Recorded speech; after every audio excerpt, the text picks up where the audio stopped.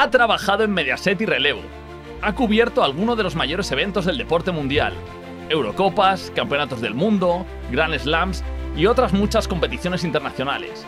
Especialista en contar historias y reportajes de cualquier disciplina, es un referente en la información polideportiva y olímpica. Hoy tenemos el placer de recibir en El Sueño Olímpico a uno de los grandes referentes del periodismo polideportivo español, José Manuel Amorós. Chasing the dream on Olympic skies, feel the passion rise, aim for the prize, heartbeats racing, fire in your eyes, with every step we're reaching new highs. El Sueño Olímpico, con Higinio Suárez. Amorós, bienvenido al Sueño Olímpico. Pues muchas gracias por la invitación, gracias y enhorabuena por este proyecto porque, bueno, yo siempre soy de los que intentan luchar por buscar un espacio en el polideportivo, en medios y en cualquier sitio, y cuando se crean este tipo de proyectos, pues al final mola mucho, ¿no? Pues estamos siempre sedientos de este tipo de cosas y de poder pues escuchar testimonios, entrevistas y demás sobre lo que más nos gusta, ¿no? Que es este mundo polideportivo y olímpico. Yo siempre digo que estoy haciendo el podcast que me gustaría escuchar, y en ese sentido es que creo que a ti y a mí nos deben de gustar cosas muy parecidas, así que es un lujo tenerte aquí, que además, te lo decía, eres el primer invitado no deportista, pero creo que es una muy buena elección porque, ahora corrígeme, yo creo que eres una de las personas que a día de hoy, en 2025, conoces más del deporte polideportivo y olímpico en España. Bueno, gracias también por el halago y porque, bueno, llama a la maquilladora para quitarme sonrojo porque entre una cosa y otra. Bueno, lo intentamos, ¿no? Como has dicho, al final tú haces el podcast que te gusta escuchar y yo soy un periodista un poco raro porque estando, y luego si te parece hablamos, en el lado más popular de esta profesión, ¿no? O sea, en el lado que se supone que tiene más futuro, en el que te dicen, dedícate a eso, que hay más puestos de trabajo, y es verdad, o donde se puede cobrar más, y demás. Mi pasión era lo otro. O sea, mi pasión era la misma que tienes tú haciendo este podcast, y era dedicarme al polideportivo, conocer las historias de los deportistas, acercarme a ellos, conocerlos, vivir con ellos los éxitos. Y entonces di ese paso. No sé si me he equivocado, pero di ese paso y eso intento, ¿no? Conocerles, intentar contarlos, sobre todo conocerles yo e intentar que cada vez más gente le conozca, ¿no? Porque yo estaba en el otro lado de ver a esos deportistas triunfar y apenas conocerles, ¿no? Yo me acuerdo cuando era un chaval y al final les conocías porque ganaban medallas en los Juegos o en Mundiales o en Europeos, cuando lo daban en la tele, que ya era raro y ahora sigue siendo igual de raro, ¿no? Y entonces pues ya me he hecho como un periodista que quiere que la gente les conozca, ¿no? Y que cuando, pues eso, que se conviertan en referentes, que crucen esa línea roja de la fama, de que la gente les tenga presentes y que puedan, pues eso, verles, sobre todo, que en este mundo no es fácil. Sí. Decía en la intro que eres un especialista en contar historias, porque cuentas muchas historias y, pues lo que decías, a raíz de la investigación y de seguir a deportistas de polideportivo, que es casi más de nicho, pues tratas de contar historias para lo que tú dices, para que crucen esa línea que han cruzado algunos deportistas, de esa línea de, no sé la fama, pero al menos de que el conocimiento para el público general. Hoy además quiero aprovechar que estás aquí y tener el lujo de que nos cuentes varias historias de las que desconozca la gente, pero la primera historia que quiero que contemos es la tuya, de cómo llegas tú a ser contador de historias. ¿Ya te gustaba desde pequeñito mucho el deporte y todo tipo de deporte?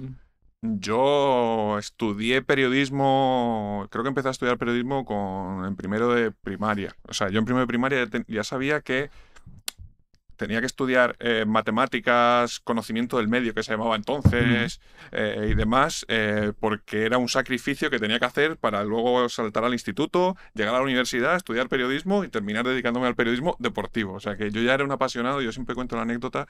Yo de pequeño, y seguramente mucha gente se sienta reflejada, pero yo era un niño muy pequeño. Tengo una triste infancia en la cual cuando mis amigos o quedo con alguien y se ponen a hablar de dibujos animados o historias de películas de Disney, no tengo ni idea. O sea, no puedo participar porque yo ya era un friki por aquel entonces de ver Eurosport, los inicios de Teledeporte, que no me acuerdo, ya era tan pequeño que no sé si lo crearon por aquel entonces, o sea, cuando yo era muy, muy, muy pequeño. y de los que se me ponía en la radio deportiva todas las noches, escondida, que entonces era aún el aparatejo el más pequeño posible, que podría ser de publicidad, bueno, lo que pillara por ahí, con los cascos con el cable liado por la almohada, y yo me lo escondía para que mis padres no me vieran, porque claro, mis padres si me mandaban a dormir a las 10 de la noche, ¿qué hacía yo a las 12? Que los programas nocturnos de deporte empezaban a las 12, ¿qué hacía yo aún despierto? Claro, me costaba levantarme por la mañana que no veas, porque yo tenía que escuchar y me gustaba ya el periodismo deportivo. Y así fui, ¿no? O sea, el colegio, el instituto, pues bueno, vas avanzando. Y cuando llegué yo ya fui el primero de grado de periodismo, que fue ya en 2010. Me sorprendió porque empezaron a decirme que no podía hacer cosas de deporte. Yo solo quería hacer todo tipo de deporte. Era investigación. Tenía que hacer un reportaje de investigación, yo de deportes. O sea, que tu vocación es periodismo deportivo, no periodismo. Sí, bueno, y ahora cada vez menos, ¿eh? Y ahora agradezco que me dijeran, pues mira otra mirada o investiga sobre otras cosas, porque bueno, ya entras en esta profesión. Ya, bueno, has hecho un poco todo, has cubierto un poco todo lo del deporte y ya te apetece irte a la guerra, no sé. O sea, empiezas a pensar, a hacer locuras, ¿no? Pero sí, o sea, yo tenía muy claro desde muy pequeño que lo que quería era ser periodista deportivo y dedicarme a contar las historias o ir a eventos de deportes, que era lo que yo veía desde pequeño. O sea, yo no veía Mickey Mouse, desgraciadamente, o sea, no sé quién es los Pokémon, todo esto. No, es que cuando hay conversaciones de eso me siento hasta mal porque digo, es que no puedo colaborar en esto porque no lo vi. O sea, que imagínate. Y empiezas a estudiar periodismo Eso en es. Elche, porque tú eres de Alicante. Sí. Y ¿cómo te surge tu primera oportunidad? Porque ya la primera te vas a jugar a Primera División. Bueno, sí, no. Trabajé en el barro, ¿eh? Yo soy de un pueblo, que soy de Callosa de Segura, ahí había una televisión local y ya, que es una cosa que le recomiendo mucho ahora cuando tengo la oportunidad de ir a las universidades y hablar con periodistas jóvenes o los que están preparándose para ser periodistas. O sea, yo desde el principio ya empecé, me fui a la tele local y les dije, yo quiero narrar partidos. No había narrado un partido en mi vida, y me puse ahí primera jornada de un partido de preferente del Callosa Deportiva, que era el equipo de mi pueblo, narraba los partidos. Cuando llevábamos unos cuantos, digo, ¿y por qué no hacemos un programa? Pedí un programa deportivo directamente para hacer entrevistas, empezar a hacer entrevistas y demás. Y estamos hablando de primero de carrera. Al mismo tiempo, en la universidad teníamos una radio universitaria y eso es una de mis mejores historias, porque la radio universitaria lo normal es hacer prácticas y aprender. Y yo mi primer entrevistado a lo mejor era Tony Nadal. En un mismo programa metía a Tony Nadal, Carolina Marín y Fred Vernieu, el entrenador de Mireia Belmonte. Y así era todos los lunes un entrevistado mínimo de primer nivel mundial, porque quiero decir, Sí, sí. la mayoría eran españoles, pero era esa ansia ya de querer formarme, de empezar a hacer agenda, que es otra de las cosas que le recomiendo mucho a los chavales. ¿Y cómo los conseguías? Pues es una cosa que sigo haciendo ahora. O sea, quiero decir, ahora tenemos una facilidad, yo también se lo digo a ellos. A lo mejor hace 30 años tenías que conseguir el número o irte a la puerta de la casa donde vivía y pedirle el favor. Ahora con las redes sociales, o sea, tenemos el acceso al menos de poder mandar el mensaje. Claro, yo mandaba a lo mejor 50 mensajes a la semana y me respondía uno o dos. Tenía la suerte de que muchos eran bastante guays, ¿no? Sobre todo en ese momento era, joder, bueno, a día de hoy, ¿no? O sea, yo entrevistaría a Tony Nadal y a Carolina Marín casi a diario, ¿no? Me parece interesante. Y entonces me iban respondiendo. Entonces Carolina Marín también era mucho más joven y que encima otra de mis pasiones era conocer más a los jóvenes y a los que aprovecharme de eso, de que estaban empezando y que aún les podías engañar, ¿no? Era otro tiempo. Y era eso, era intentar ya conocerles, escribirles, moverme, o sea, era ya hacer todo lo que podía. Y así empecé. O sea, en esos 4 años intenté aprovechar al máximo pues esas prácticas regaladas, porque no eran ni siquiera en un medio. Tuve una experiencia ahí en Cope Elche, justo en el año del ascenso del Elche, en el anterior ascenso, y luego sí que me vine a Madrid. Porque, vamos, yo tenía claro que tenía que ser en Madrid y ya tenía que ir a lo grande, lo que pudiera. Y entonces vine a estudiar un máster en periodismo deportivo, que encima era el primero, nos la jugamos ahí también. O sea, era la primera edición de ese máster, puede haber salido muy mal. Te tocó ser cobaya muchas veces. Sí, o sea, iba. Bueno, a lo mejor me he beneficiado también de eso, porque quiero decir, claro. Eras de los valientes. Y lo bueno es que como yo tenía ya la experiencia esa en tele que te he comentado, a pesar de que era una tele local, pues bueno, ya sabía montar, piececitas, tal.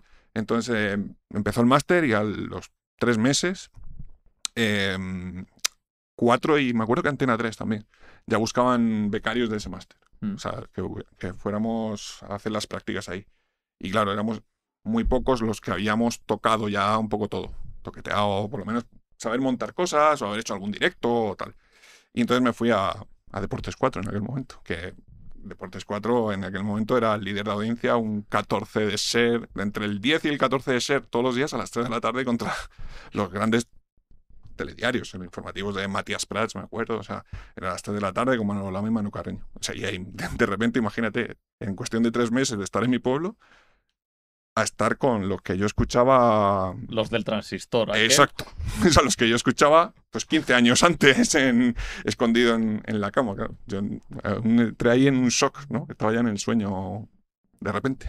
Sí, también veo que luego iremos hilando con tu trayectoria, que aparte de un poco el pionero en muchas cosas, te has ido moviendo siempre en entornos también muy disruptivos, porque Deportes 4 enseñaban la actualidad deportiva de una manera totalmente distinta que cualquier otro informativo. Los Manolos te contaban la actualidad deportiva de una manera totalmente distinta, que si con sus chistes, con no sé qué. Luego tenían temas de pequeñitos de investigación parecidos a lo que venía heredado también un poco de Canal Plus y tal.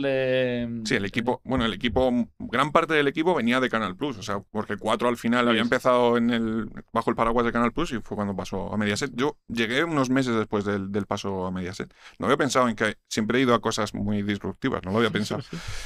Porque justo tanto en una cosa como la otra llegué como unos meses después del inicio, o sea, no viví la creación y entonces a lo mejor no viví ser tan disruptivo, ¿no? Llegué ya a una cosa ya formada y que ya estaba empezando a tener éxito incluso.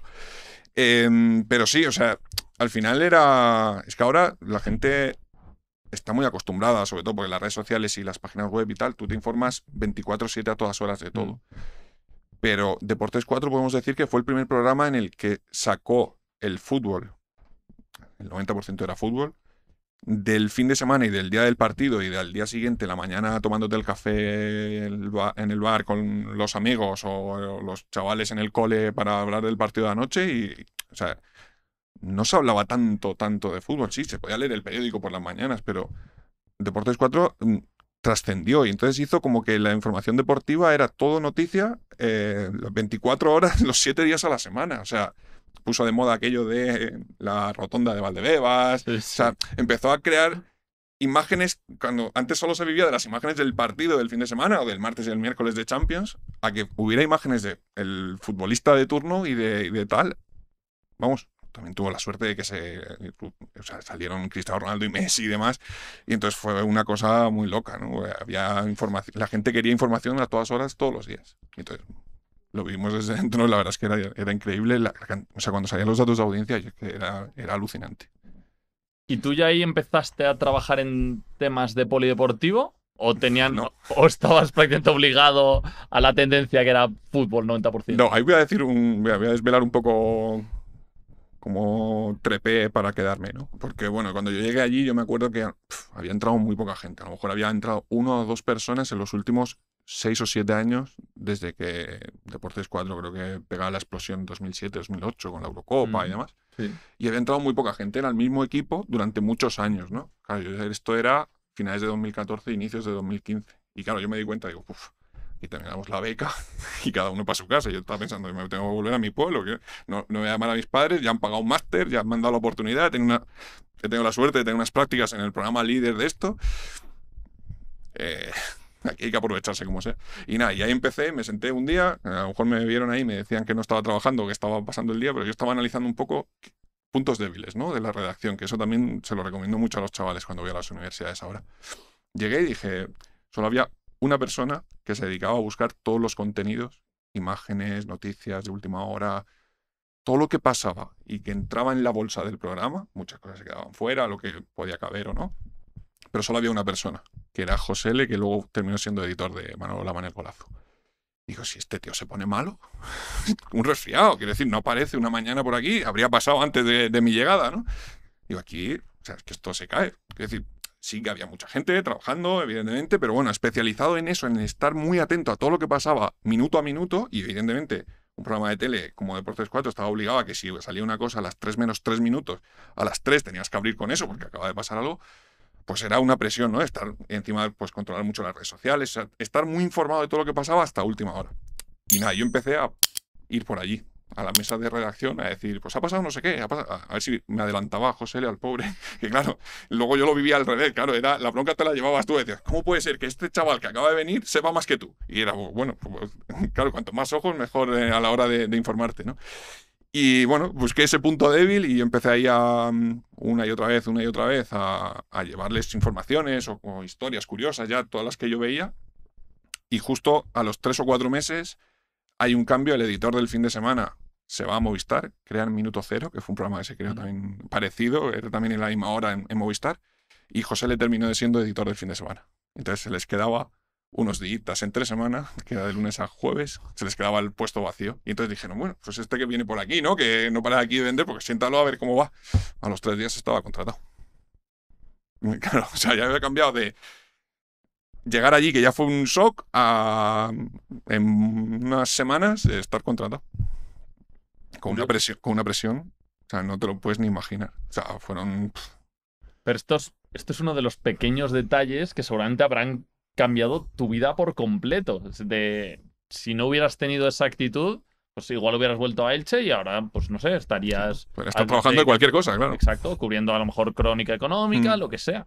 Y esto tiene común también con muchos deportistas, sus carreras se deciden por momentos concretos o un entrenador concreto o una decisión concreto.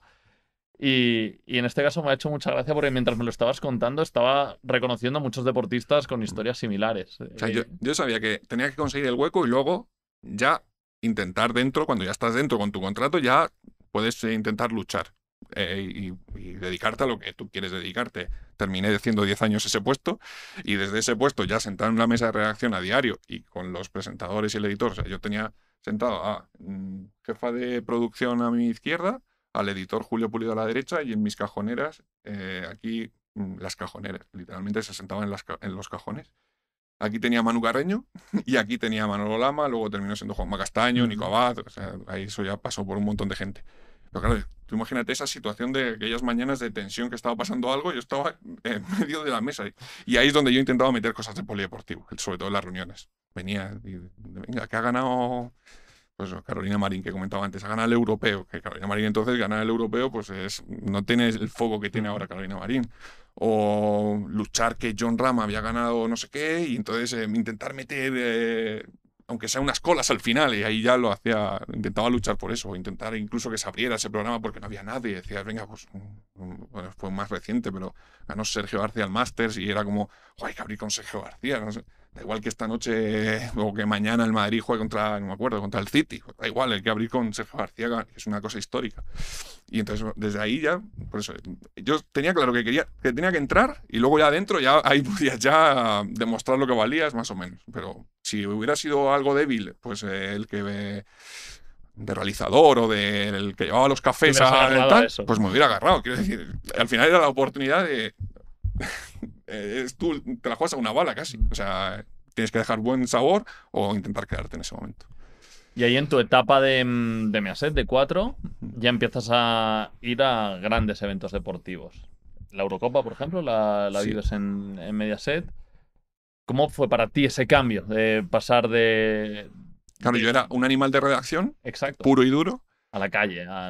No, bueno, empecé como hacía historias propias, que ya empecé a hacer historias propias de pues, cosas diferentes, entrevistas diferentes que yo me curraba por detrás.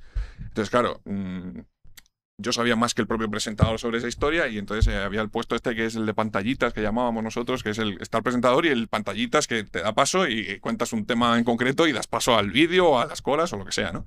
Y entonces ya empecé a bajar al plató. O sea, me decía, venga, pues Amoros, baja y cuenta esto, que yo no tengo ni idea, ¿no? Y baja y cuéntalo.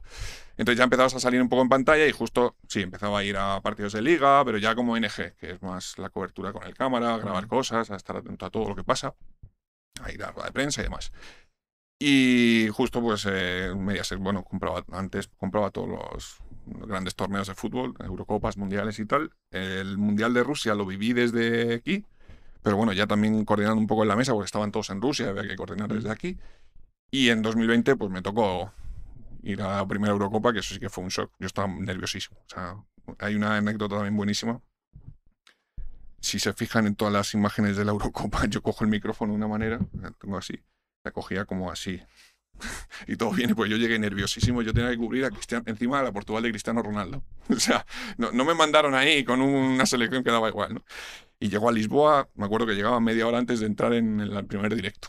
Claro, cojo un taxi volando ahí al puente este de Lisboa precioso, rojo de fondo, no sé qué, llego y claro, tenía que entrar en directo, quedaban nada, minutos, menos de minutos, no sabía ni lo que tenía que decir. Me pongo ahí, lo digo, hago el directo, lo salvo y me dice el cámara, ¿cómo has cogido el micro, tío? Y yo, la verdad es que no tengo ni idea de cómo cogió el micro. O sea, yo he llegado, me he puesto aquí y tenía que salvar el asunto como fuera. Y me dice, pues ahora lo vamos a hacer toda la Eurocopa así y tal. Me lo enseñó. Me dice, la has cogido así, como si fuera... Luego lo llamaron que era como coger un helado. No sé lo que me dijo el cámara. Y nos tiramos toda la Eurocopa y gracias a eso teníamos casi todas las noches conexión. Por encima había un programa por la noche, un poco así más de cachondeo y demás. Entrábamos todos los días, me iba a comprar helados para ver si lo cogía como un helado o tal. Eso va a ser la parte del show, ¿no? Pero aparte en el día a día pues teníamos que cubrir a Cristiano Ronaldo. Eliminan a Portugal. Pues encima fue la Eurocopa esta súper extraña. Pues fue eran por distintos todo. países. Y en pandemia. O sea, post pandemia. Lo que hizo que yo en 36 días de cobertura pasara más de 50 controles contra el COVID de todos los tipos. O sea, yo la nariz ya no la notaba. Ya, era increíble. O sea, la pasábamos casi a diario y a veces más. Bueno, en Alemania, por ejemplo, teníamos que pasar hasta para entrar en el hotel. O sea, era increíble. Y bueno, y cuando eliminaron a Portugal, me pasé con Italia. Y con Italia ganamos la Eurocopa. Yo me siento en Italia. Muy a nuestro pesar. Eso pero... es.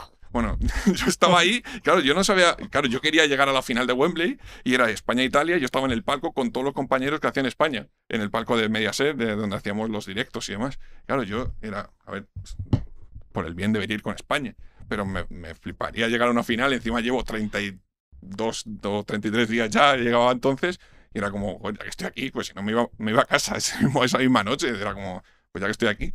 Así que como que me da un poco igual, aunque sea impopular decirlo, pero era como, bueno, si gana Italia, joder, que me voy a quedar solo. Y al final fui el enviado especial solo para Mediaset de la final de Wembley, que, bueno, que hay un documental buenísimo en Netflix, del Inglaterra-Italia con los ingleses liándola desde el principio de la mañana en Wembley, que me acuerdo que teníamos el hotel en Wembley. Escucho un ruido increíble, eran las 8:30 de la mañana, abro la cortina y me veo ahí a miles y miles y miles de personas borrachísimos encima de autobuses, que llamé al cámara, digo, aquí se está liando y digo, o sea, yo me creía que me había quedado durmiendo, y me creía que era las 1 del mediodía y digo, no puede ser, y eran las 8 de la mañana y esto ya se estaban ahí liándola. Pero bueno, fui el único que estaba allí, es más, de la prensa española no recuerdo que hubiera más. O sea que... Ganaste la Eurocopa, gané en la cierta Eurocopa. manera. Yo para mí gané la Eurocopa. Sí. Que luego... Cada vez que he vivido un éxito, en los siguientes eventos que seguramente ahora hablaremos, yo sentía como que lo ganaba también. O sea, era un poco ponerme también la medallita del deportista. Pues antes de cerrar la etapa en Mediaset, quería que me contaras también un poco cómo es trabajar con los Manolos. ¿Cómo son? Lama, Carreño. Son animales. O sea, son animales de la comunicación. Saben como nadie lo que le gusta a la gente. O sea, les puede gustar más o menos a la gente cómo son ellos. Porque, bueno, habrá opiniones de todo tipo, el más purista, el menos purista, pero ellos saben cómo hacer un producto que triunfe. Y el currículum, su currículum solo da éxitos. O sea, donde han estado ellos, siempre ha funcionado. O sea, ahora Manu Carreño es líder de la noche, pero su oposición, y siempre están uno detrás de otro y detrás del otro del uno, es Juanma Castaño, que también es animal criado ahí. Manolo Lama es una bestia de la comunicación. Manolo Lama, yo siempre recordaré, lo que más me impactó cuando llegué a Deportes 4 era, o sea, se supone que empezaba a las 3 menos 3 minutos, pero hasta las 3 no empezaba el programa como tal. Había unos titulares eternos, que yo no sabía por qué eran unos titulares, pero bueno.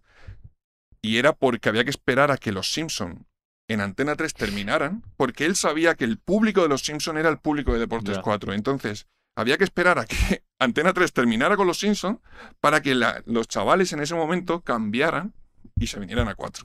Entonces, eso ya no es ser periodista, eso es tener mucha cabeza y saber lo que estás tratando, o sea, saber cómo llegar a la gente. Y a mí eso me alucinaba y eso era a diario. O sea, tenían unas ideas cada una más loca y ahora las tengo yo y claro, mucha gente me mira raro y digo, es que he aprendido ahí en una fábrica de locos, increíble.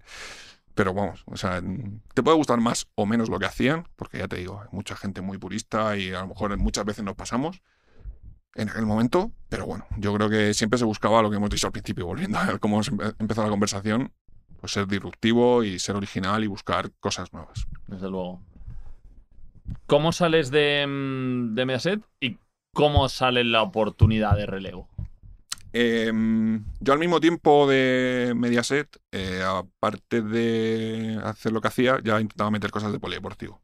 Y entonces, como muchas cosas no me las compraban, no entraban en la media hora del programa, lo que hacía era yo ya estaba cultivando mis redes sociales con una cobertura completa de polideportivo, de resultados, de noticias, de cosas de polideportivo. Principalmente en Twitter. En Twitter en ese momento era la leche y ahora lo sigo haciendo, pero quiero decir, en ese momento tenía mucho... Aprovecho para meter la cuña, que lo Eso es. dejaré, por si hay algún despistado que escucha este podcast que no te conoce, dejaré todas tus redes y que el especial chequen. Sí, bueno, lo sigo haciendo, pero Sí, bueno, sí. en aquel momento ya lo hacía durante tal. Y aparte, cuando van pasando los años y yo tenía muchas historias y cada vez hablábamos, bueno, el Mediaset compra el desmarque y entonces se apostó también mucho más por la web, por el contenido escrito y demás. Y como yo tenía muchas historias, empecé a hablar con los responsables de Mediaset, del desmarque, ¿no? De la parte del desmarque. Y entonces empecé a escribir historias también de polideportivo, escritas y que las...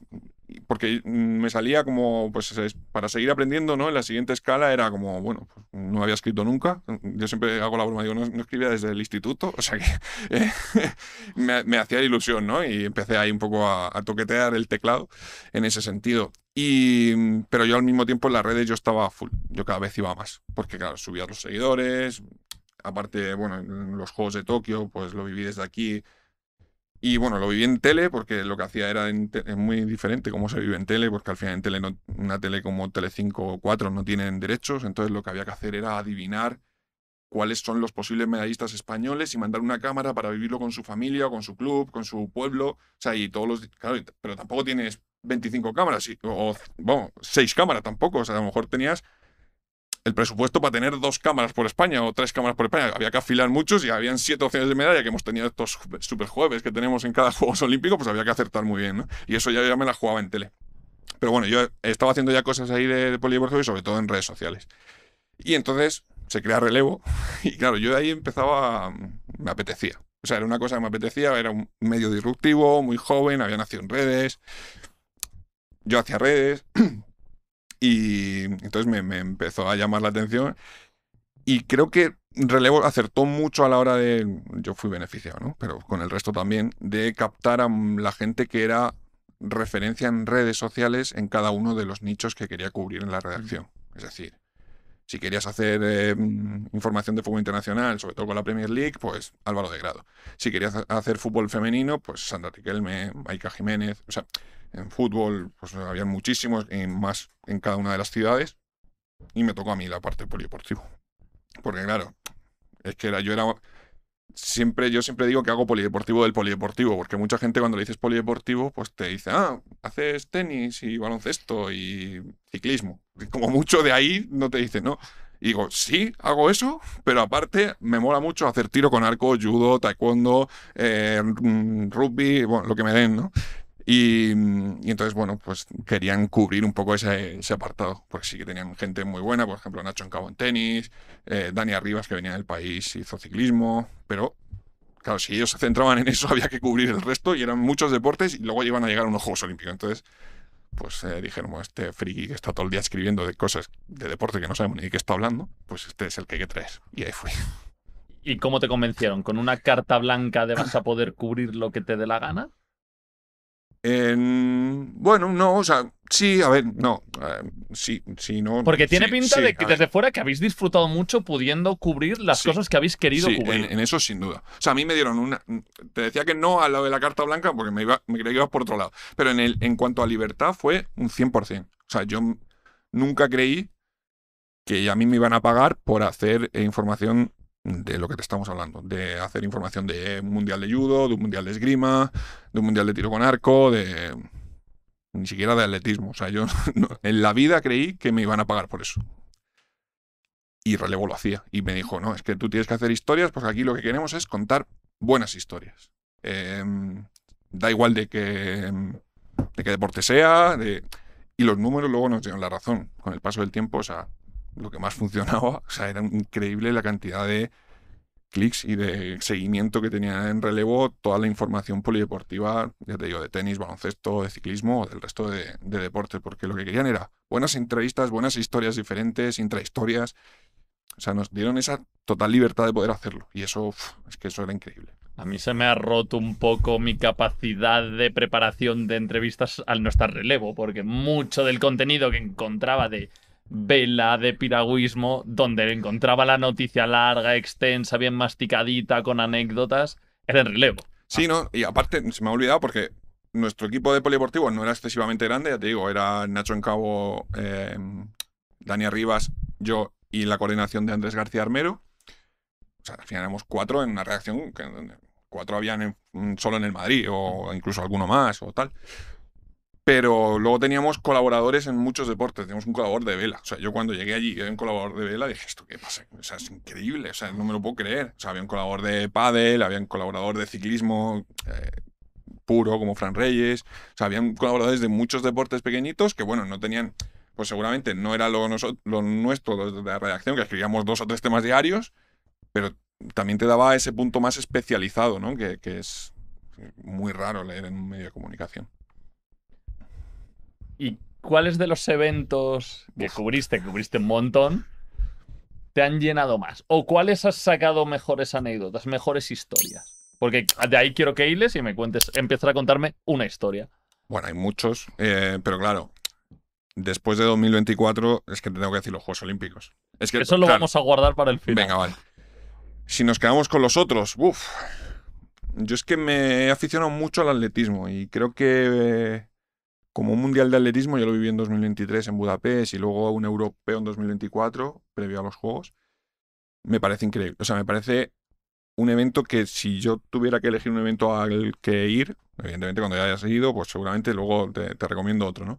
Pero me alucina, porque hay tantas pruebas, hay tantas historias, en el propio equipo español puedes contar 15, te faltan días. O sea, te faltan días en el campeonato, horas en el día, para estar contando historias, porque es que es increíble, o sea, en cada prueba que se está disputando y se disputa una cada nada, o sea, una detrás de otra, podrías estar contando una historia diferente, podrías estar contando, pero desde el mejor deportista, el más rápido del mundo, hasta el pobre de Tonga, que es la primera vez que va a un mundial y no tiene ni marca registrada, pues eso lo tengo muy presente porque hice la historia en mis redes en Tokio, pero bueno, en Budapest fue algo parecido. Luego, piques en Roma entre Jordan Díaz y el portugués. O sea, son una cantidad de historias que a mí me alucinaba.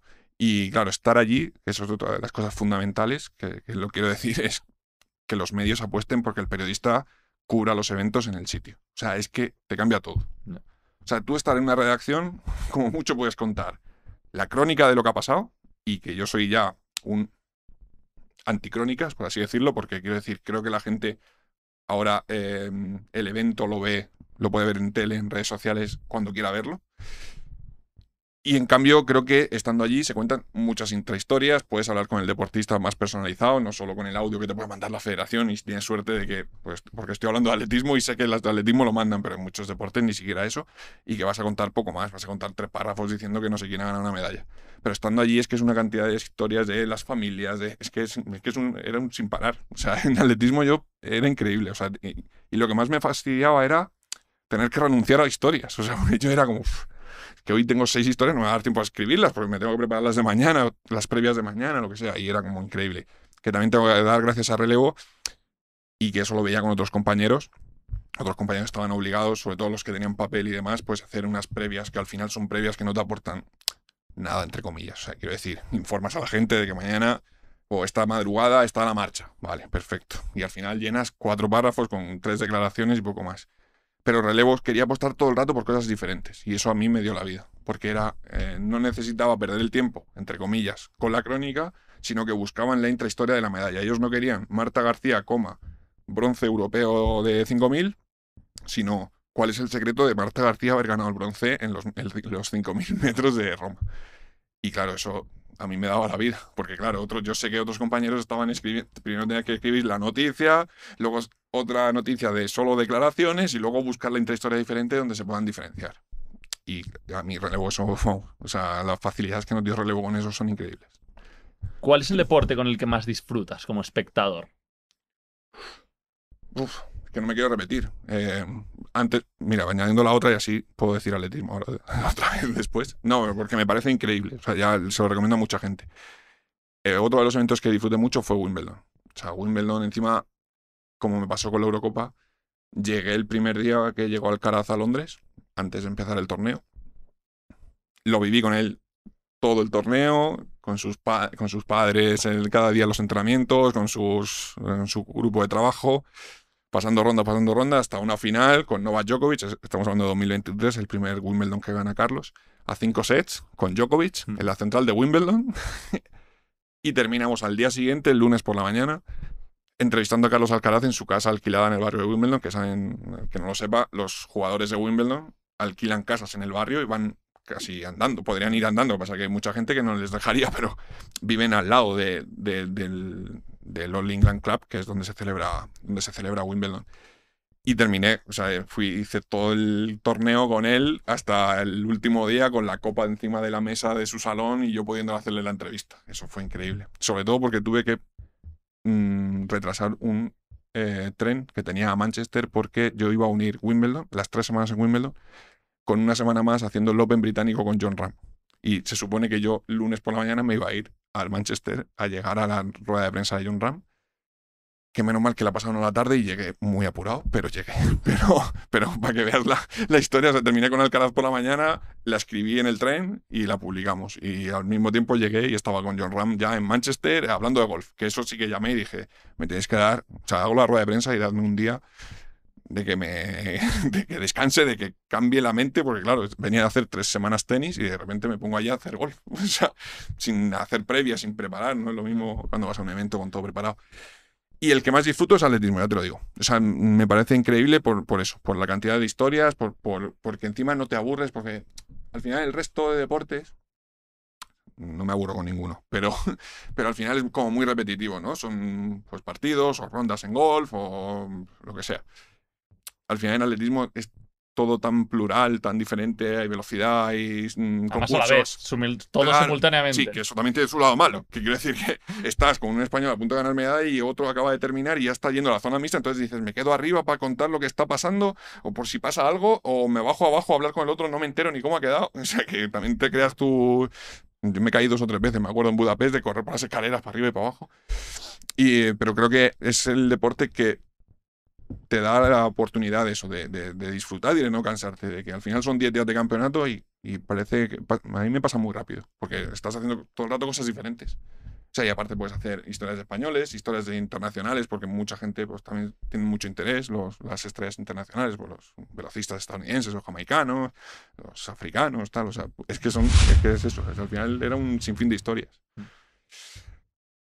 Vamos a ir hacia París.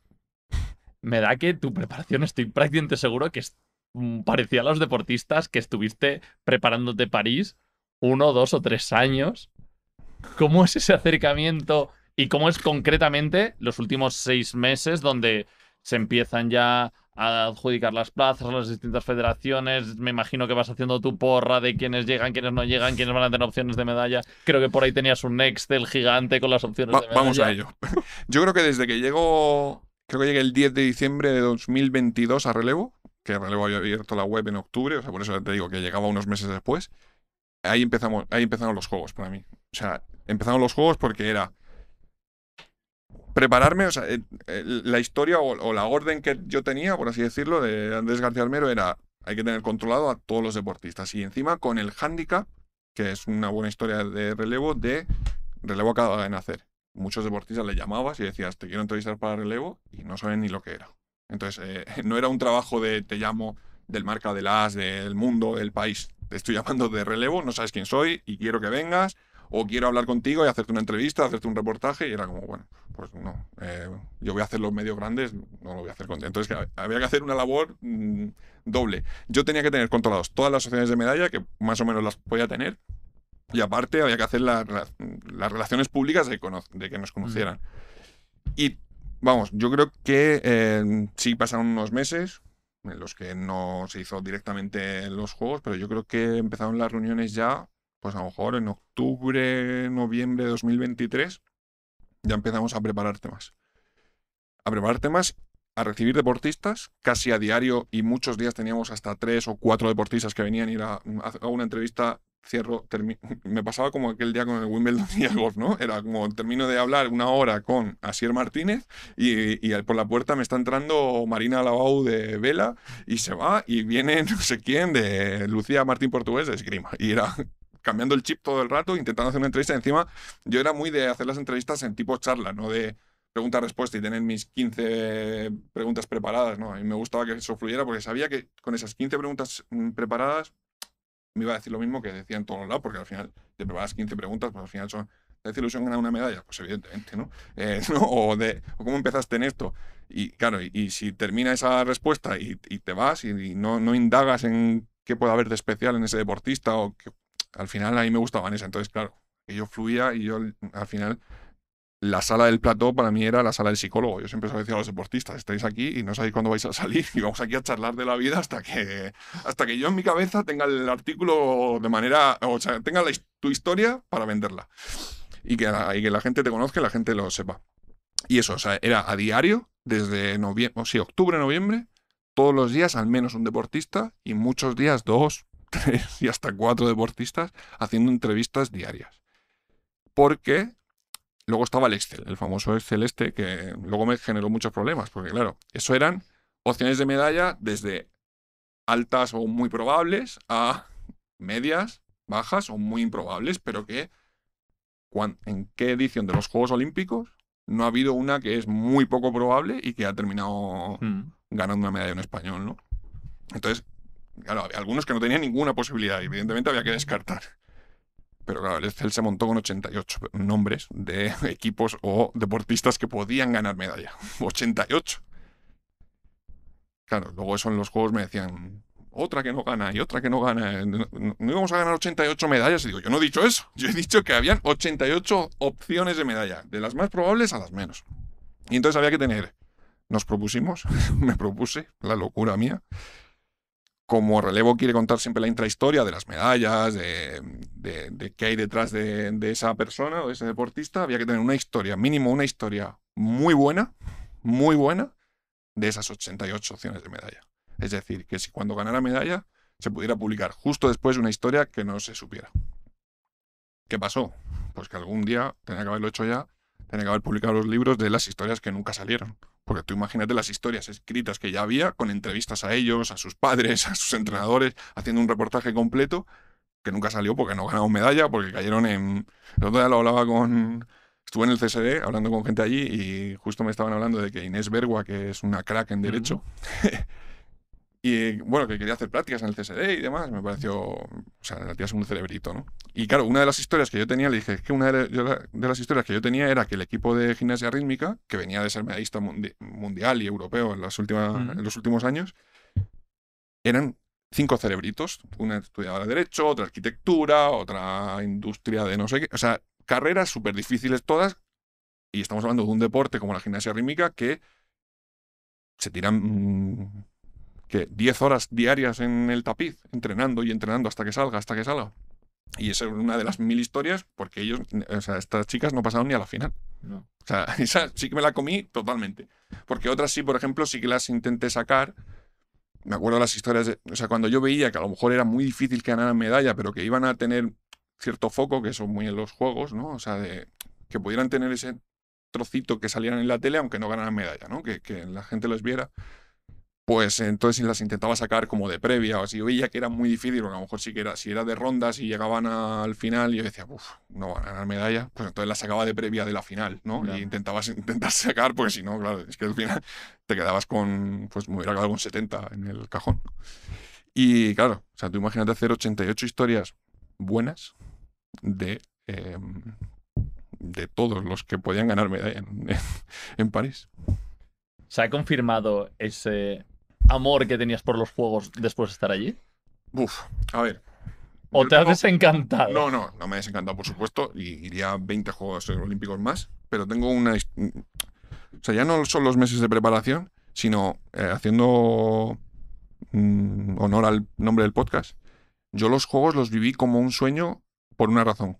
Cuando volví, parecía que no me acordaba de nada. O sea, me acababa de despertar y no me acordaba de nada. Y entonces yo, por ejemplo, este tipo de entrevistas o cuando hablo con gente y recuerdo los juegos, me viene bien porque empiezo a recuperar cosas chulísimas que viví esos días, ¿no? Y que yo en ese estrés diario, presión, escribir, no parar, cruzarte París, que muy bonitos los juegos, pero luego unos juegos tan urbanos te obliga a ir de un lado para otro como un pollo sin cabeza por la ciudad, de una sede a otra, de una sede a otra, porque el que no haya cubierto unos juegos o el que no sepa cómo se cubren unos juegos, pues al final cada día te repartes entre las acreditaciones que tienes en tu medio, te repartes las coberturas que vas a hacer ese día. Y eso lo decides la noche anterior y nosotros lo decidíamos muy de madrugada. Que eso no lo perdonaré nunca a Andrés García Almero. Pero muy de madrugada, ¿eh? Yo a las 2:30 estaba intentando repartir dónde íbamos cada día al día siguiente. Entonces, claro, tú ibas y decías, venga, yo mañana me voy a la esgrima porque me llevo muy bien con Lucía Martín Portugués. Claro, cae en primera ronda.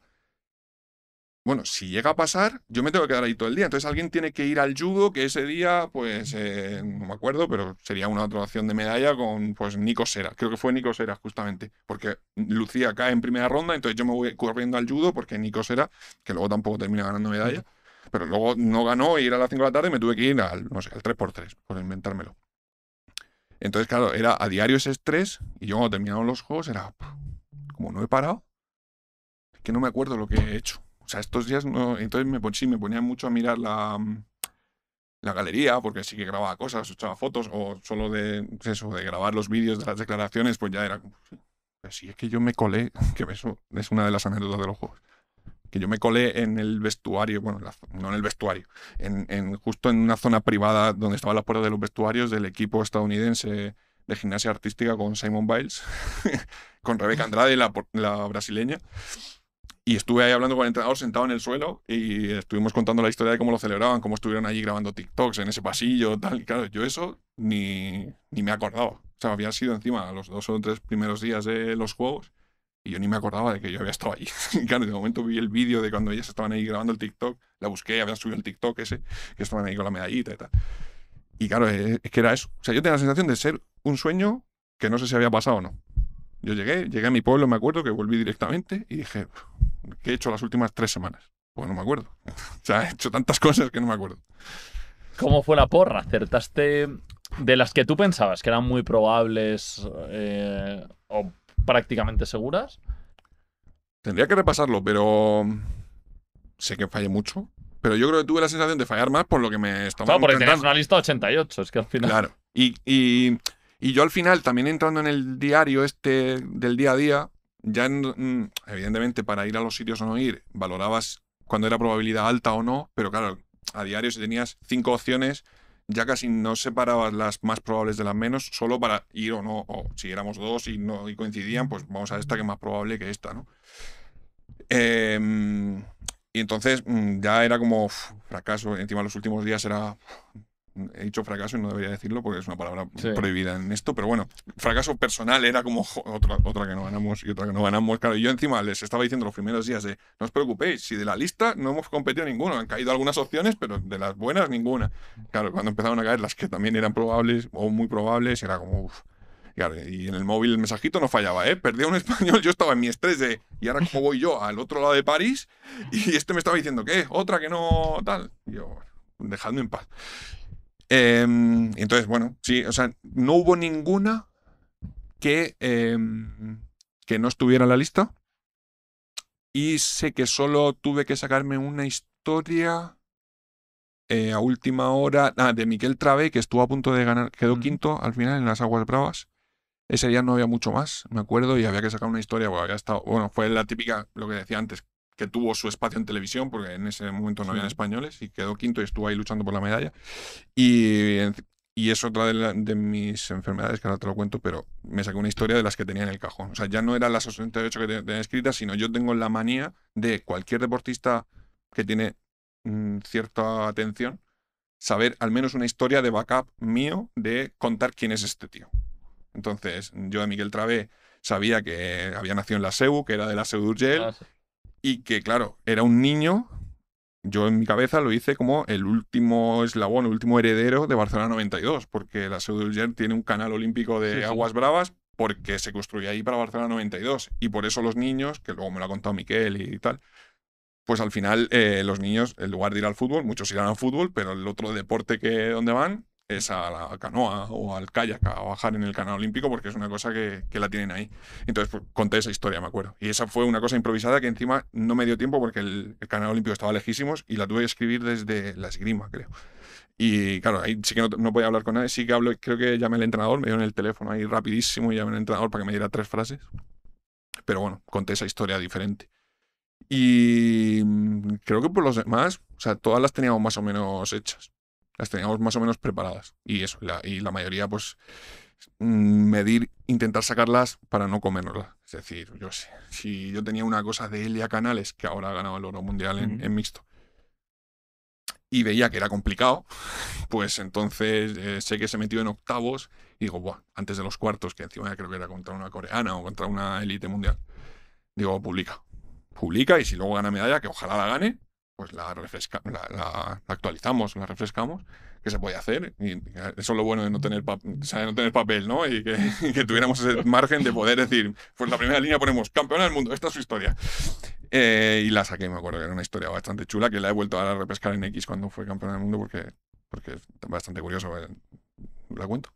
Sí, claro. Bueno, no, que al final... Bueno, han sido campeones del mundo con el mixto, con Andrés Temiño, y es porque ella es muy buena, ella tiene mucha potencia. Al ser muy pequeñita, de altura, le hacen los arcos más pequeños y eso hace que el arco sea más fuerte, o sea, porque tiene que salir con más fuerza.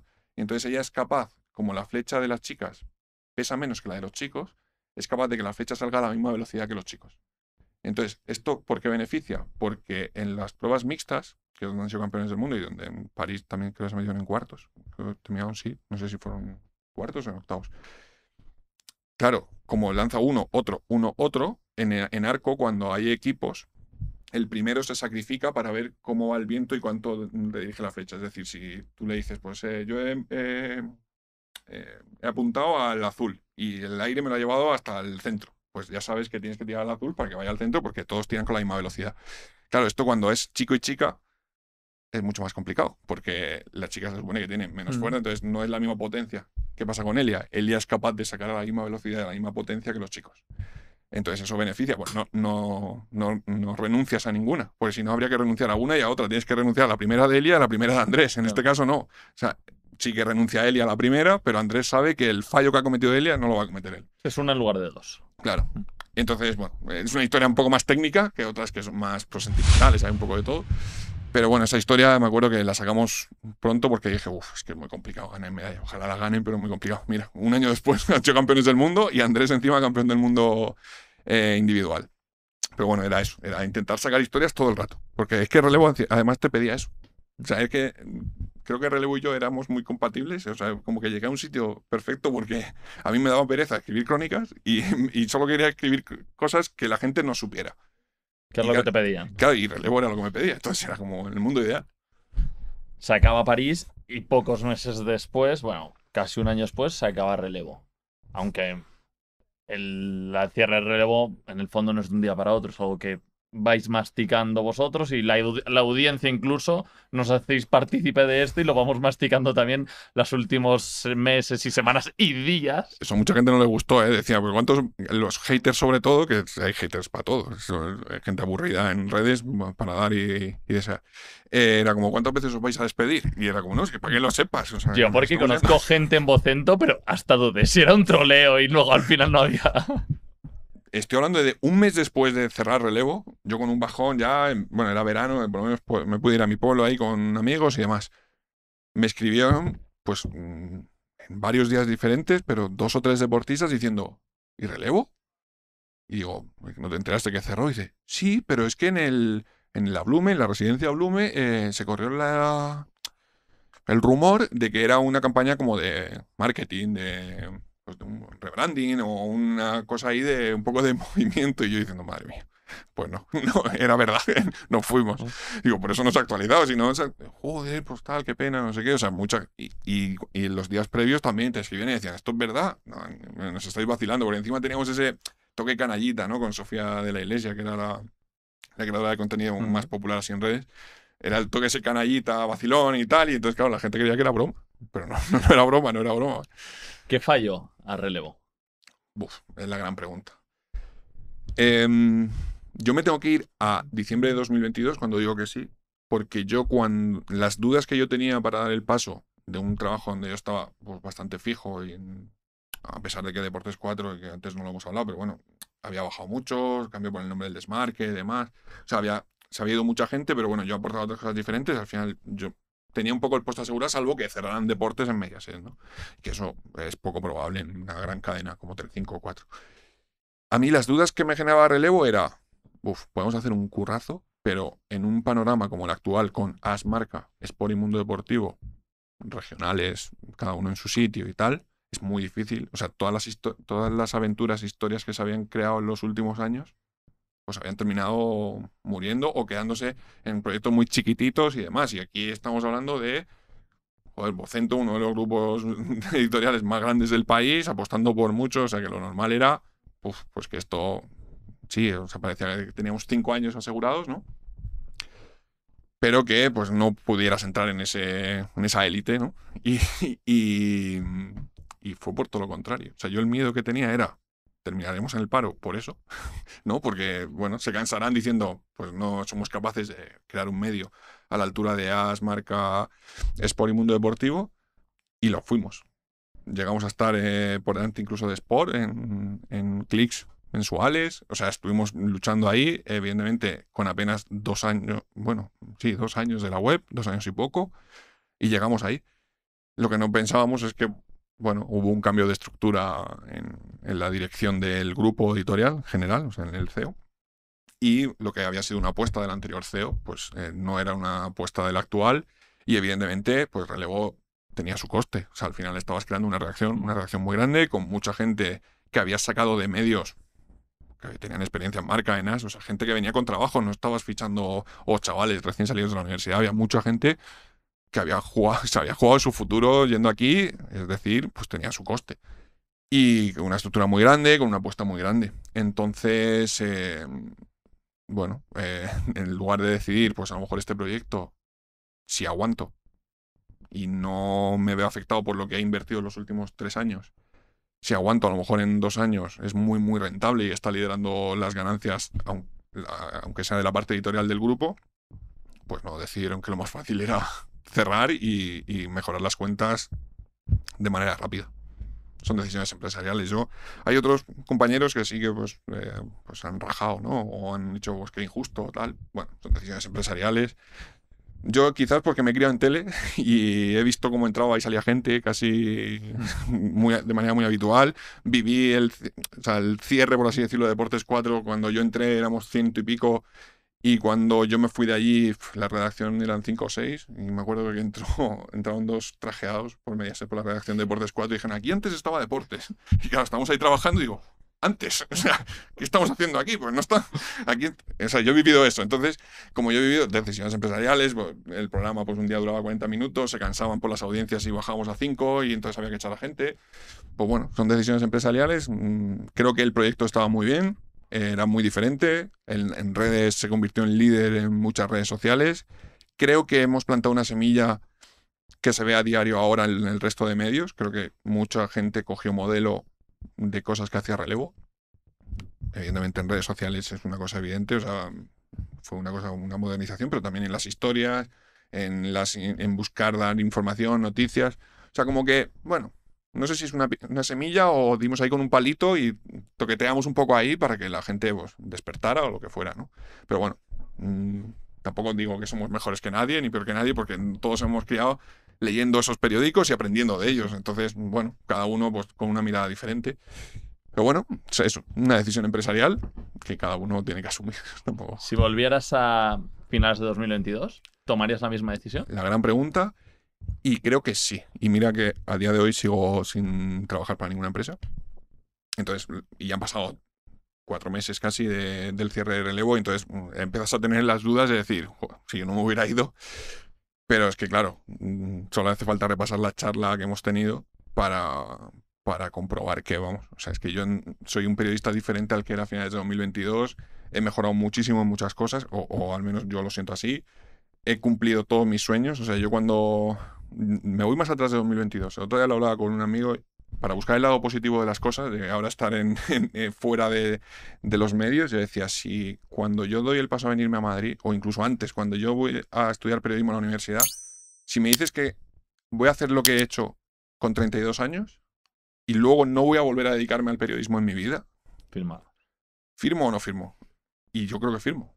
O sea, porque yo cuando empecé no podía pensar en eso, estar en una Eurocopa, estar en partidos de Champions, trabajar con quien he trabajado en cada uno de los sitios, estar en el primer Wimbledon de Alcaraz, con Alcaraz, que encima era un chaval pues muy cercano a mi zona, yo soy del sur de Alicante, era de Murcia, he estado en un Open británico, he estado en mundiales de atletismo, en el mejor mundial de atletismo de la historia, con las medallas de Álvaro y de María, de Mocatir también, y he estado en los Juegos Olímpicos. O sea, es que cumplió todos mis sueños. Ahora solo me queda repetir, sí, podría ir a cubrir el Tour de Francia, o siempre se puede buscar otras historias, pero es que cumplió todos mis sueños de infancia, de cuando quería dedicarme a esto. Entonces, claro que tomaría la decisión, porque mucha de la parte que para cumplir mis sueños, sobre todo la parte polideportivo, que al final, como hemos hablado al principio, era mi gran pasión oculta, me lo ha dado relevo. Así que ¿cómo me voy a arrepentir de la decisión? Ha durado poco el sueño, pero bueno. Joder, pero lo has vivido intensamente y se nota. Bueno, sin duda, pero sobre todo yo creo que porque no lo hemos pasado muy bien, como decías antes. O sea, hemos tenido una libertad para hacer lo que nos gustaba, porque yo creo, y no hablo ya de mí, sino de los compañeros, que yo creo que Relevo apostó por decir, en otras redacciones es un poco una cabeza visible y mandando trabajo hacia abajo, ¿no? En una forma de pirámide, ¿no? Por ejemplo, en Deportes 4 eran muy programas de autor, de presentadores o editor o demás, que también es una opción muy válida y con muchos éxitos en las espaldas. Y aquí era como, yo voy a traerme a la gente que va a controlar de los diferentes deportes o los diferentes nichos de información del periodismo deportivo y que fluya, porque cada uno de ellos es muy bueno en lo suyo. Yo era el peor de todos. Y claro, eso te hacía disfrutar, porque claro, yo iba y decía, pues hoy voy a hacer un reportaje de Ana Peleteiro va a cambiar de pierna, que es una cosa bastante reciente. Y a lo mejor es muy técnico eso. Y te hubiera dicho un jefe que no le importa mucho, te hubiera dicho, tío, se acaba de pegarse una rajada en Instagram, cógete de Ana y cógete los 3 párrafos que ha dicho y eso te va a funcionar más. Es más, ese día sucedió el mismo que cuando denunció que había sufrido acoso por un ex. Pues eso mismo, en horas, las dos cosas. Y yo apostaba por el otro. Lo reventó en clics. Y hice la otra, pues tenía que hacerla, porque era información que estaba en todos los medios y bueno, había que cumplir con eso. Y no tiró tanto. Y claro, o sea, esto de decir, yo he apostado por una cosa muy técnica y que a lo mejor pues parece que no es para el gran público, que es para la gente que le guste el atletismo y que le guste encima los saltos o tal, pues funcionó muy bien. Y ese tipo de historias, o que yo llegara y dijera, no, es que hoy me voy con los del tiro con arco, que claro, tú imagínate, o sea, es que estamos normalizando y yo normalizo unas cosas que no son normales. No, es que me quiero ir a no sé dónde, hoy no voy a venir a redacción, me voy a ir con los del tiro con arco porque van a entrenar en un sitio que se tapan los ojos, bueno, se ponen gafas de realidad virtual y matan zombies porque eso les genera estímulos para aprovecharlos luego a la hora de tirar. O me voy a entrenar por la noche con ellos porque tal. O sea, ahí me decían, vale, una buena historia. ¿Sabes? Y claro, eso me parece increíble. Otra de las cosas que no hemos hablado era tipo meterme en líos, la libertad que nos dio Relevo, meterme en líos, de investigar corrupción y todo el lío de antidopaje y demás. Eso no es habitual. No. O sea, que yo llegara con documentos y dijeran, bueno, no, pues Relevo era, si esto hay que sacarlo, hay que sacarlo. Da igual que afectar a alguien que fuera cercano, que nos pudiera afectar, ¿sabes? O sea, que se vivió con mucha libertad en eso. No. Yo, en lo del doping, siempre recordaré, estaba en la cabalgata con mi ahijada y cuando claro, habíamos investigado todo el tema de la cúpula de la Agencia de Antidopaje Española y me llega el comunicado del CSD, del Gobierno de España, la firma del Gobierno de España, todo. Claro, yo ahí empecé a tener miedo, Digo, me estoy metiendo en un lío, pidiendo la dimisión de toda la cúpula por las informaciones que había sacado Relevo. Hostia, nos hemos pasado el juego en algo. O sea, no sé qué hemos hecho, pero algo. Creo que esto hemos dado un paso gordo. O sea, que aparte del disfrutar del deporte, de la parte buena del deporte, que también la he vivido, también he vivido esa. Y claro, luego eso preocupaba a mi entorno. Decía, Sí, lógico. hostia, claro, o sea, sale eso y mi madre me dice, es que claro, tú acabas de fastidiar la vida de una persona que se iba a jubilar cobrando, invento, 70.000 euros al año, no sé lo que cobraban, ¿vale? Y tú le acabas de fastidiar. O sea, ese tío, pues mañana te atropella en un paso de peatones, te está esperando a la puerta de tu casa y te va a atropellar.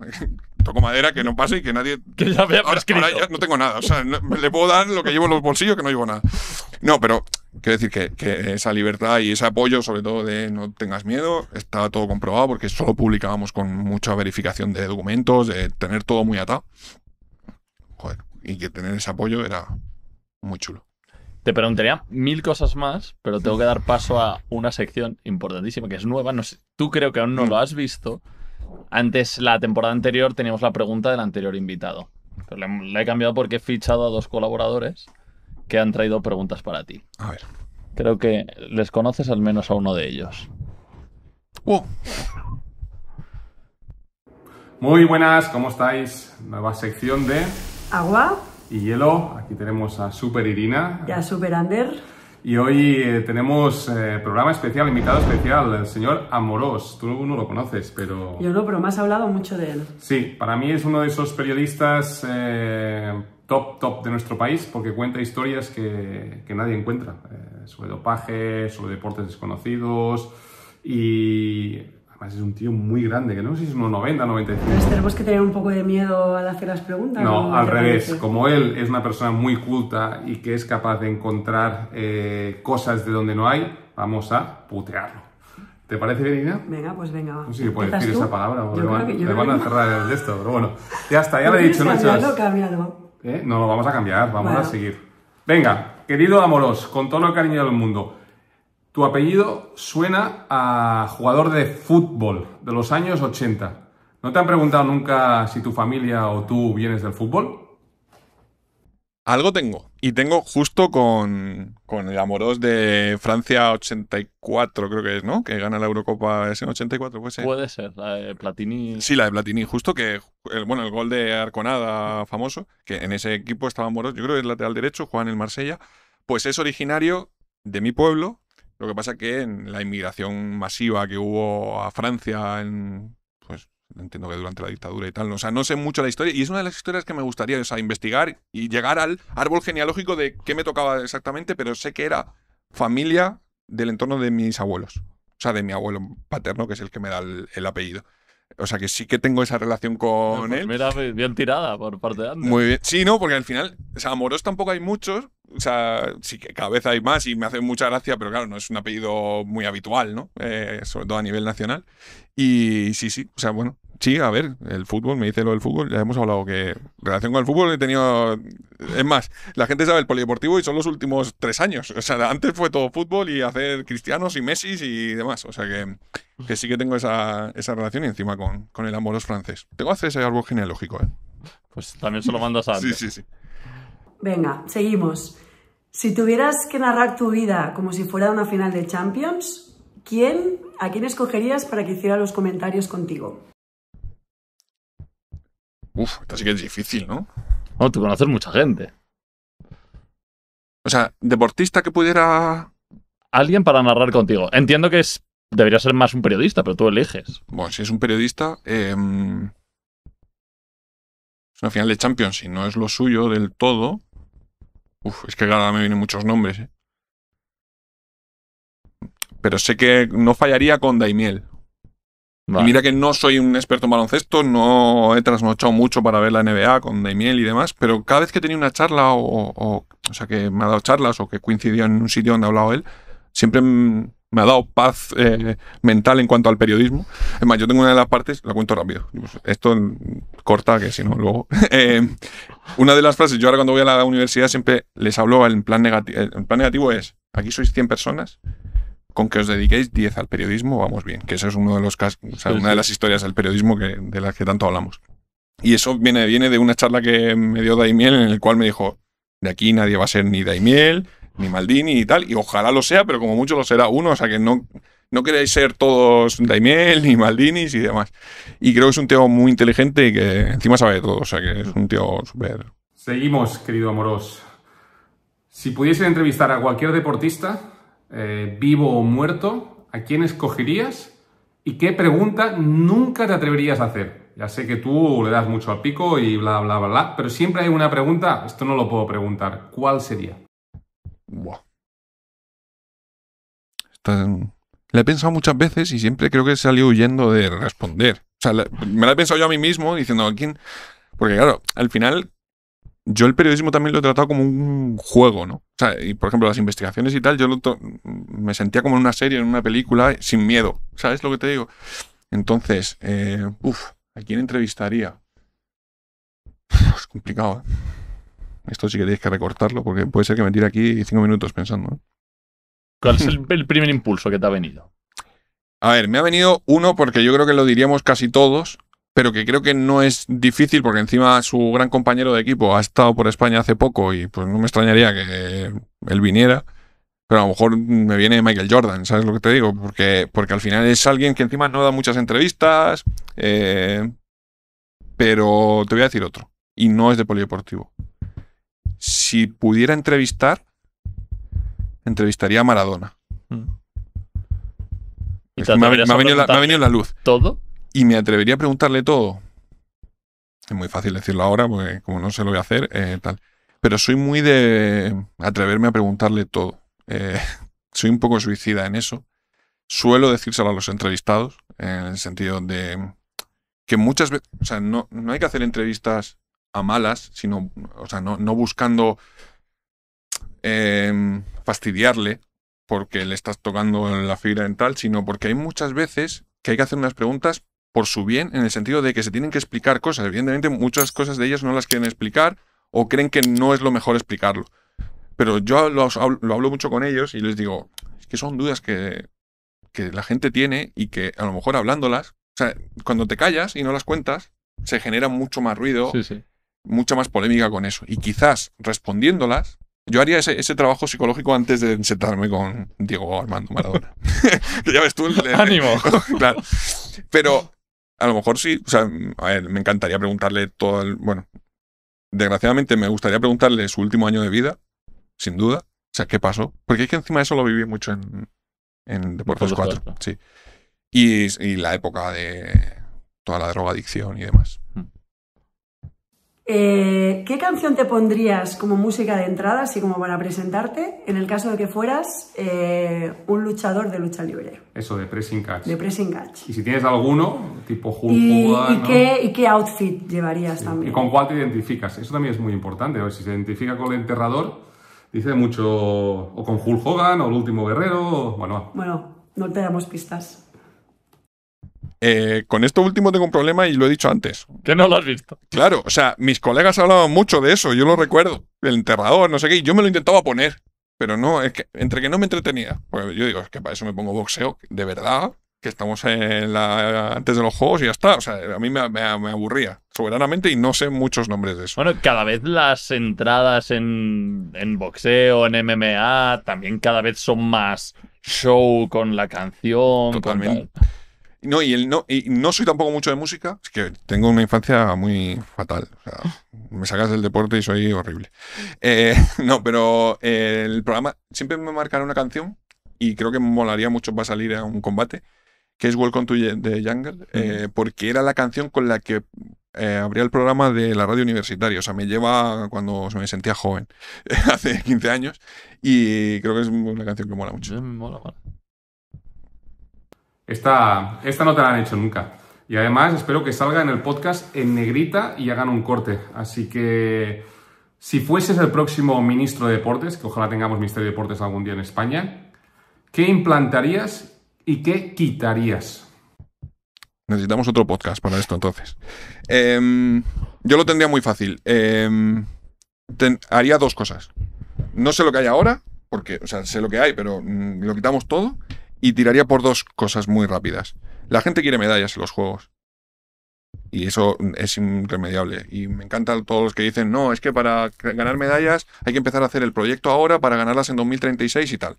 Te matan en Los Ángeles y en Brisbane, ¿vale? Entonces, el gobierno está obligado a, bueno, a través de los deportistas, pero a ayudar para que se gane las máximas medallas en Los Ángeles y en Brisbane antes de llegar a 2036, donde ese es el otro camino. Pero el primer camino es, a mí me encantaría que hubiera un proyecto que ojalá fuera tipado con empresas privadas ayudando y tal, porque sé que es difícil, en los cuales mi Excel de 88 deportistas, los que fueran, con técnicos expertos tal que decidieran quiénes son, a esa gente no le faltara absolutamente nada en los últimos 3 años, porque por lo menos ahora que faltan 3 años, en los 3 años previos a los Juegos. O sea, que esos deportistas tengan los mejores técnicos posibles, los mejores métodos de entrenamiento posibles, sacrificando mucho el deportista, es decir, que estuvieran aceptando que van a rechazar mucho de su vida en esos 3 años para llegar a ganar una medalla en Los Ángeles.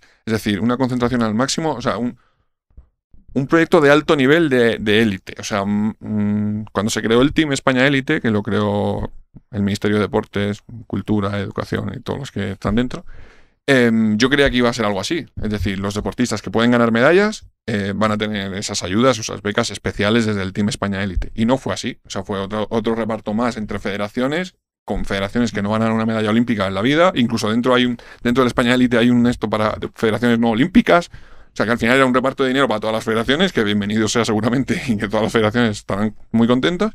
Pero no es una traducción directamente en medallas. Y en España es uno de los países, que esa es una de las cosas que mucha gente está engañada, uno de los países que más dinero invierte en deportes para que se ganen medallas.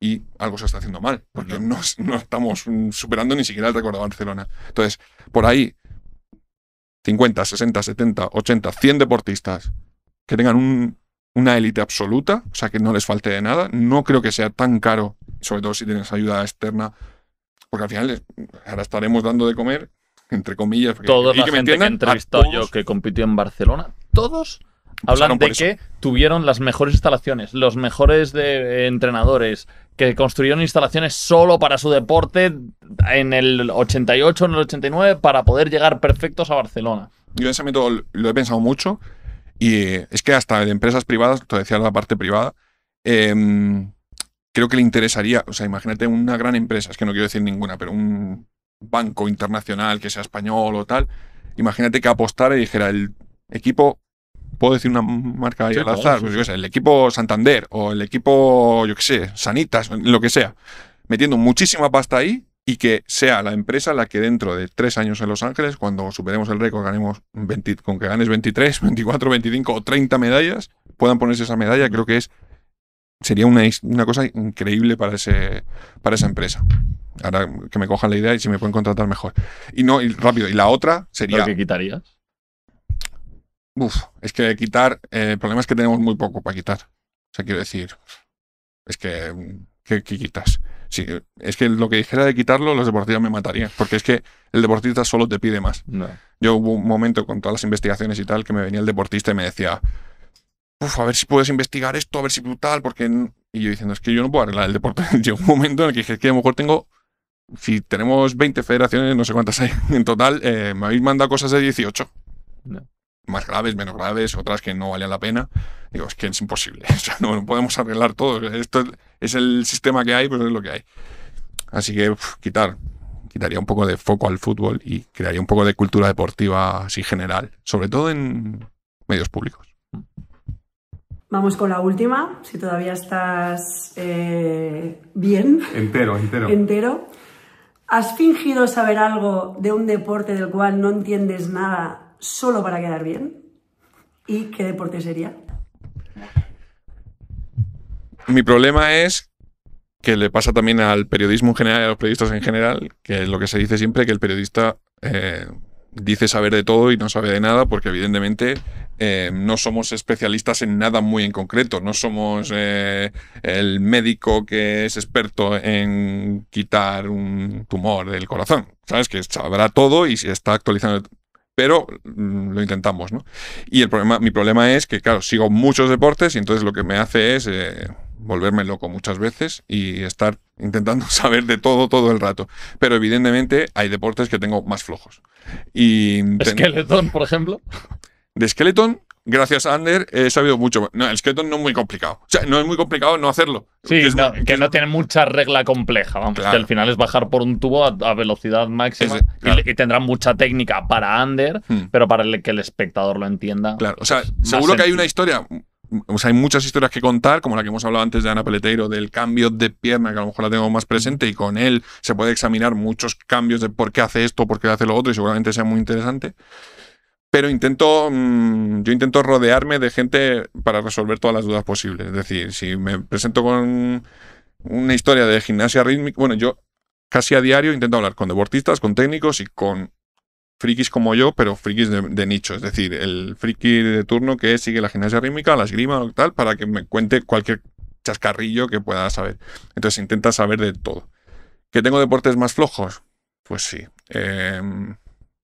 Mira, la gimnasia rítmica evidentemente es imposible para una persona como mi ojo humano. Me encantaría ser juez. Una amiga que acaba de sacarse el curso y estoy empezando ahí, pero mi problema es que no es como los del fútbol, que sacan el curso de árbitro y ya lo tienen hecho, ¿sabes? Yo si me tengo que poner a hacer cursos de jueces de todos los deportes que sigo, me falta vida, ¿no? Pero, por ejemplo, hay algunos, tipo la gimnasia rítmica, que me gustaría seguir, entender, poder tener la capacidad de ir sumando, de ver incluso cuando hay un error que a lo mejor, evidentemente hay errores groseros y otros que son mucho menos.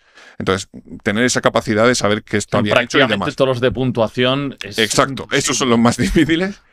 Y luego, pues deportes más flojos seguramente tengan que ver más con que no hemos tenido pues opciones de medalla. Es decir, pues a bola pluma me viene, por ejemplo, es que no, tampoco es eso. No sé. Lucha, que hace tiempo que no... Sí, pero ahí he tenido he hecho algunas historias de lucha también. Entonces, bueno, sí, a lo mejor hípica, no sé, porque es un mundo... Dentro del mundo olímpico como tal, quizás es un mundo más diferente, ¿no? O sea, es un deporte por sí mismo profesional que vuela solo, que no está tanto en el espíritu olímpico, ¿no? Puede ser. Pero controlo. Yo creo que nos ha quedado una sección muy top y espero que continúe siendo amigo nuestro y no me bloquees en el WhatsApp y esas cosas, porque aquí veremos... Todos con cariño. Dejémoslo así, todos con cariño. Bueno, nos vemos en la siguiente edición, siguiente capítulo de... Agua con hielo. Hasta luego. Chao, chao. ¿Cuántos Anders hacen falta en el deporte español? Ojalá hubiera muchos. E Irina, Irina, no, sí, claro. No, pero Irina al final... Son una pareja entre ellos que se pegan un montón entre ellos. Son un tándem muy bueno. No, pues bueno, que en el mundo... o sea, en el lado de Irina, pues hemos tenido muchas referentes. Al final, mucha gente que con la natación artística, pues han sido absolutos cracks y gente referente para todos. Pero, joder, que Ander haya conseguido... por su friquismo. O sea, me encanta esa palabra y yo como me considero muy friki en lo mío, considero que es una cosa muy buena. Joder, que un tío que de un día para otro diga, pues quiero ser olímpico de invierno o de lo que sea y decida que coger un deporte que en España no hay ni dónde hacerlo y que haya ido a los Juegos abanderado. Que haya sido abanderado, que haya creado, que ahora, no para ganar premios con el documental, el tío es que es un triunfador en lo que se ponga, pero que haya creado, el documental cuenta la historia de cómo ha creado un equipo de chavales que buscan ser su heredero, ¿no? Y que intentan seguir siendo, haciendo skeleton o bobsleigh o todos los deportes de la familia. Y que lo haya hecho él solo, me flipa. O sea, él solo ha conseguido una cosa que muchas federaciones no consiguen ni con todo el aparataje que tiene una federación de, joder, Ander te llama y quiere que saques algo y te llama y te escribe y te cuenta la historia. Y yo, Ander, cuando creó el grupo, digo, ¿pero qué historia tal? Pues me cuenta la historia de Clarita, que es una niña de 15 años que ha dejado el patinaje y que quiere hacer esto. Ahora lo ha dejado, por cierto, que se va a estudiar medicina. Pero bueno, me contó la historia y me dice, guay, le he puesto de prueba, ¿sabes lo que le he puesto de prueba? Tirarse por un puente haciendo puenting y tal, ¿sabes? Y entonces dices, es que este tío sabe cómo vender lo que quiere que se venda, ¿sabes? Y entonces, ojalá en todos los deportes y en todas las federaciones hubiera alguien al cual ya no llamarle yo, sino que me llamara él y me dijera, pues ha pasado esta historia, tal. O sea, sería mi sueño, poder tener esa facilidad y que muchas veces que muchas federaciones no te dan ni el resultado. O sea, no sabes ni cuándo van a competir sus deportistas y tienes que estar luchando ahí en webs del internet oscuro buscando para ver muchas sin imágenes, pero viendo el resultado en armenio, ¿sabes? Y entonces y este tío ha conseguido todo lo contrario, que es él directamente escribirte y decir, pues me acabo de quedar tercero antes de retirarse. Acabo de quedar tercero en la Copa América. Joder, ojalá hubiera muchos como él. Oye, Amoros, me quedaría... Y creo que me da la sensación de que no va a ser la última vez que pases por aquí. Espero que no sea la última vez y que busquemos más puntos de contacto. Quedan un par de cositas. La primera, tenemos unos amigos que nos están apoyando en el podcast que se llaman Bercelo. Son una marca de ropa, son malagueños. Y aparte de darme para mí, siempre me dan algún detalle para todos los invitados que pasan por aquí. Muchas gracias. Una, por supuesto, para ti. Y luego la última, que normalmente aviso a los invitados, pero a ti no te he avisado, es que nos dejes una firma en el libro de firmas que acabamos de estrenar esta temporada. Normalmente pido una frase que os haya marcado, que os haya, en su caso, que les haya dicho un entrenador, que motivacional, lo que sea. Una frase feel free que cuando luego la gente lo vea. Si esto llega a crecer mucho, a mí me gustaría subastarlo antes de Los Ángeles. Yo no te voy a subir mucho el precio, es lo único. ¿O sí? Nunca se sabe. Bueno, voy a poner una cosa muy simple.